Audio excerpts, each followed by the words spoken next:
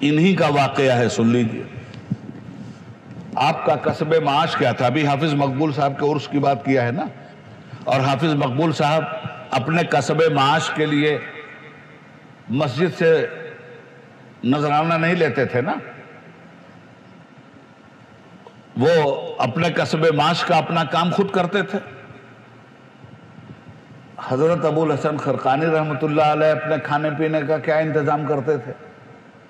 آپ جنگل سے لکڑی کاٹ کر لاتے تھے اور بازار میں چوراہے پہ رکھ کے اس کو بیچتے تھے، اسی سے گھر کا کام چلتا تھا۔ ابو الحسن خرقانی کیوں اتنے اونچے مرتبے پہ پہنچے؟ اللہ کے حبیب کے حکم کی اطاعت کی بنیاد پر اتنے بڑے مرتبے کو پہنچے۔ آپ سے کچھ لوگ آئے مرید ہونے، آپ جنگل گئے تھے لکڑی کاٹنے، کنڈی لوگوں نے ہلائی، اندر سے محترمہ کی آواز آئی، کون؟ کہا ہم درویش لوگ ہیں، کس لیے آئے ہو؟ اللہ کے ولی حضرت ابو الحسن خرقانی سے مرید ہونے آئے۔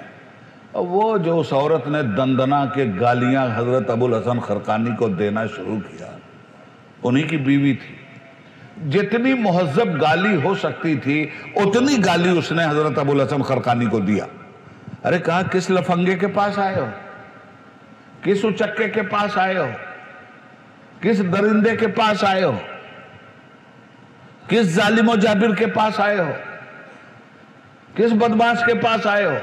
کون کہہ رہا ہے؟ بیوی کہہ رہی ہے۔ کس کے بارے میں؟ ابو الحسن خرقانی کے بارے میں۔ اب لوگ تو بھاگے، کہا محترمہ آپ کی بڑی مہربانی، آپ نے ایک گندے آدمی سے مرید ہونے سے ہم لوگوں کو بچا لیا، ہم آپ کے شکر گزار۔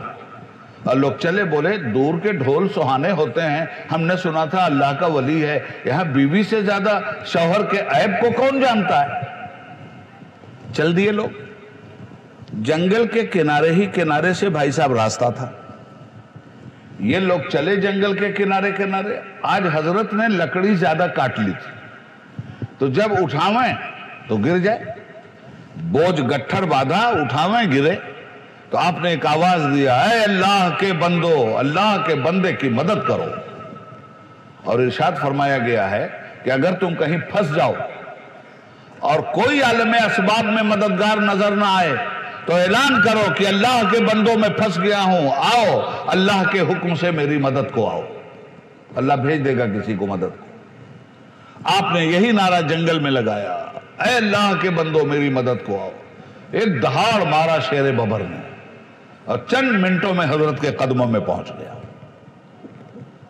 شیر دم ہلانے لگا، آپ نے لکڑی کا گٹھا یہاں تک اٹھا کے اس کی پیٹھ پہ رکھا، باندھا اس کو، اور اسی کی پیٹھ پہ بیٹھ گئے۔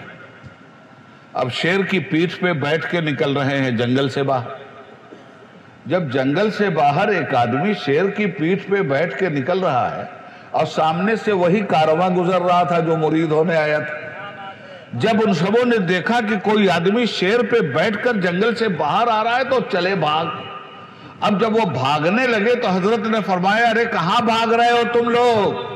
وہاں سے پوچھ رہے، ارے صاحب آپ کون ہیں؟ کہا میں تمہاری منزل ہوں، تم جس کے لیے آئے تھے میں وہی ہوں، تم کہاں بھاگ رہے ہو؟ میں ابو الحسن خرقانی ہوں۔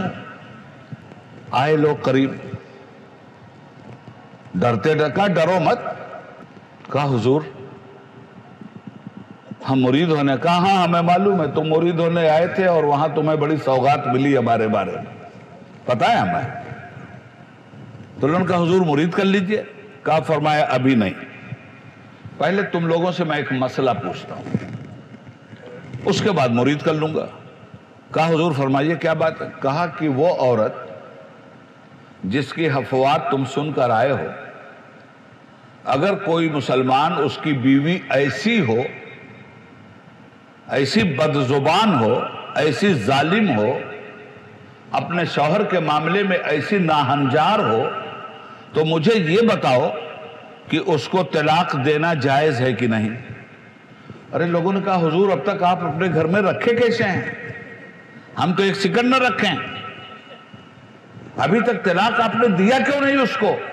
فرمایا ہاں طلاق دینا تو جائز ہے نا؟ کہا بالکل جائز ہے۔